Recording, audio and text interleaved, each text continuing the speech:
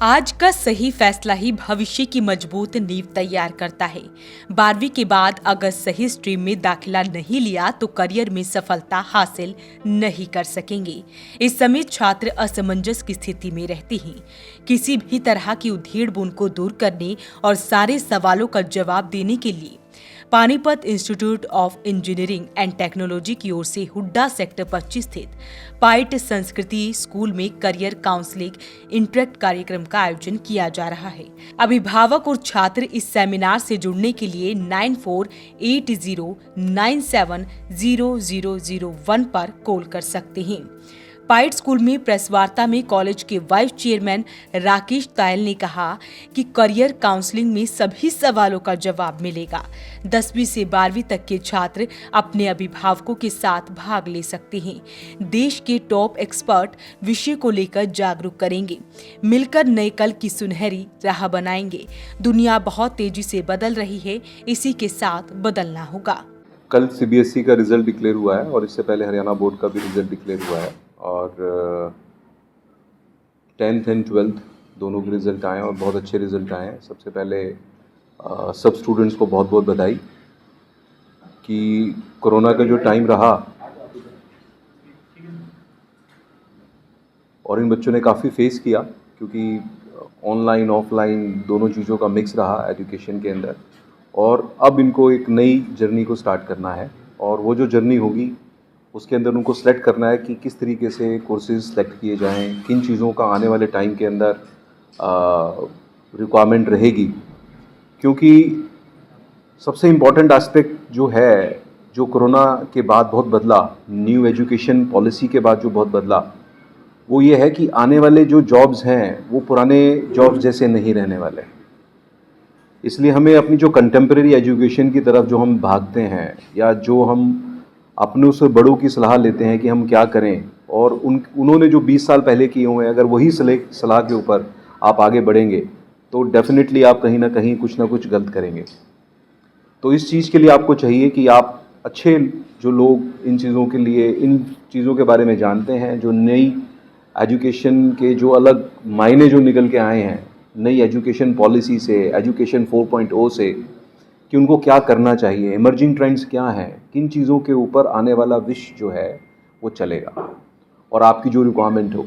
आज हम देखते हैं कि आप अगर रिटेलर हैं, आप देखते हैं कि दुकानों के अंदर लोग नहीं आ रहे, तो हम कोसते हैं कि ये सरकार की वजह से। ये सरकार की वजह से नहीं है, ये इश्यूज़ हैं जिनको हमें समझना पड़ेगा कि जो पुरानी जो चीज़ें हैं वो आगे नहीं चलने वाली हैं। बिजनेसेस चेंज होंगे, इंडस्ट्री के काम करने के तरीके चेंज होंगे, जिस तरीके से हम खरीदारी करते हैं, जिस तरीके से हम अपना पैसा स्पेंड करते हैं, वो सब चीज़ें चेंज होंगी। आज आप टीवी नहीं देखते, आज आप अपने मोबाइल पे इन सब चीज़ों पे चलते हैं। तो इन चीज़ों का अभिप्राय क्या है कि दुनिया बदल रही है, नई चीज़ें आ रही हैं। अब आर्टिफिशियल इंटेलिजेंस का एक नया दौर चला है, इसको हम इंडस्ट्रियल 4.0 कहते हैं।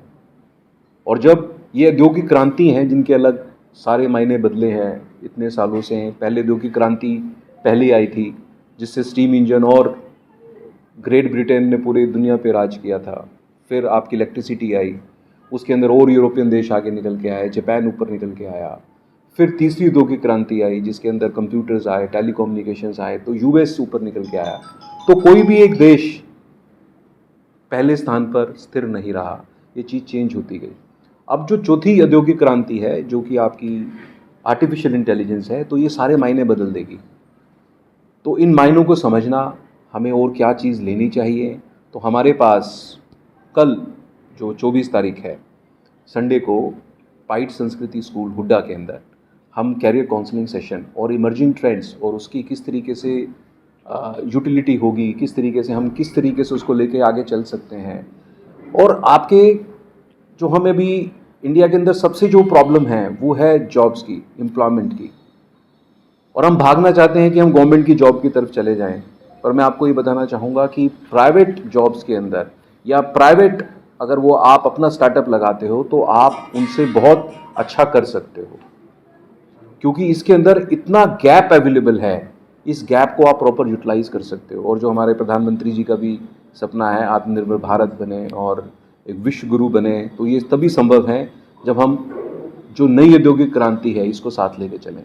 और इसके बारे में हम कल अच्छे से चर्चा करेंगे। तो मैं स्टूडेंट से, पेरेंट्स से, मैं सब लोगों से ये अपील करूँगा कि वो आएँ, इसको जरूर समझें। वो एडमिशन कहीं भी लें, किसी भी यूनिवर्सिटी में लें, अपने मन मुताबिक जहाँ पे उनको जिस कोर्स के अंदर आगे चलना है, जिस चीज़ के अंदर उन्होंने अपना करियर बनाना है वो बना सकते हैं। पर लेकिन समझना बहुत ज़रूरी है, अगर आज की गलती बहुत महंगी पड़ सकती है, क्योंकि आज वो वाला पुराना कल नहीं है जो बार बार दोहराया जाता था।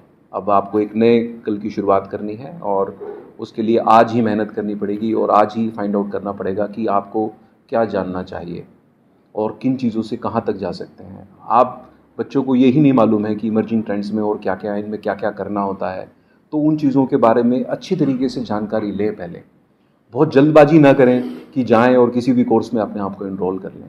पहले समझें, जानें और फिर कोई डिसीजन लें। राकेश तायल ने कहा कि बच्चों को बाहर जाने की धुन रहती है, ये सही नहीं है। आप अपने ही शहर में अच्छी शिक्षा हासिल कर सकते हैं। हमारे देश में श्रेष्ठ संस्थान हैं, अनुशासित होकर पढ़ाई करें। भारत में ही लाखों करोड़ों के पैकेज हासिल कर सकते हैं। क्योंकि हर एक का एक मकसद होता है। कोई बच्चों को बाहर भेज देता है, इंटरनेशनल भेज देता है। अंडर ग्रेजुएशन के लिए बाहर भेजने का मुझे कोई बहुत अच्छा तर्क नहीं लगता है। अगर आपको कोई चीज़ यहाँ मिल रही है, उस बच्चे से पूछें कि आप अगर बाहर जाना चाहते हैं तो क्यों जाना चाहते हैं। क्या आपको इंडिया में ये पर्टिकुलर कोर्स नहीं मिल रहा है? क्या उस तरीके की चीज़ें यहाँ पे नहीं मिल रही हैं? इतनी तेज़ी से जो चीज़ें चल रही हैं, क्या वो सक्षम नहीं है उस बच्चे को पढ़ाने के लिए? तो ये जितने भी क्वेश्चंस हैं आपके, जो भी दिमाग में आए, जिस तरीके से भी आप उनका क्वेश्चंस आप पूछना चाहें, so we will be having the experts with us tomorrow at this place, पाइट संस्कृति स्कूल हुड्डा, जो आपके सब सवालों के जवाब देंगे और आपके साथ रूबरू होंगे, आपके दिशा निर्देश देंगे, आपको गाइड करेंगे कि कैसे क्या करना चाहिए, ताकि आप अपना सुनहरा भविष्य बना सकें। पाइट की मेंबर सचिव सुरेश तायल ने कहा कि दाखिला किसी भी जगह ले, लेकिन अभिभावक एक बार उस कॉलेज को जरूर देखें। कॉलेज में कैसा अनुशासन है, किस तरह पढ़ाई होती है, वहां पढ़ रही छात्रों से बात करें। अपनी सभी जिज्ञासाओं को शांत करने के बाद सही निर्णय पर आगे बढ़े। पढ़ रहे हैं उनसे मिले जो सही फीडबैक दे सकते हैं कि आपकी पढ़ाई कैसी है, टीचर्स कैसे हैं, ये ज़्यादा जानना जरूरी है। और आज तो सबसे बड़ा मुद्दा रहने के अंदर है तो सुरक्षा का भी है। यंग हमारा नशे में जा रहा है, उसका भी है। और कैंपस को हम अच्छा माहौल नहीं दे पाएंगे तो हम अच्छे नागरिक भी नहीं बना पाएंगे। पहली बात, अच्छा नागरिक बनना जरूरी है। इंजीनियर थोड़ा सा कमजोरी बने और अच्छा नागरिक जरूर बनना चाहिए। ये सारी चीज़ डिपेंड करती है कि कैंपस में माहौल क्या है। और इस बारे में प्राउड फील करते हैं हम बच्चों की नज़रों में। पाइट को साथ नंबर ना दें बच्चे, लेकिन ऐसे पेरेंट्स हमें 100 नंबर मिलते हैं कि हम इस बारे में किसी किस्म की भी लापरवाही नहीं करते। तो सुरक्षा का मुद्दा हो, डिसिप्लिन का मुद्दा हो, एड्रेस का मुद्दा हो, हर बच्चे को हर पल उस पर निगाह रखी जाती है। ये हमारी सारी प्राथमिक से है। बच्चा एडमिशन लेगा तो उसके बाद जिम्मेदारी पेरेंट्स के बाद हमारी है, सबसे ज़्यादा समझते हैं। वॉइस ऑफ पानीपत के लिए प्रदीप पांचाल के साथ कुलवंत सिंह। सच सिर्फ हम दिखाते हैं।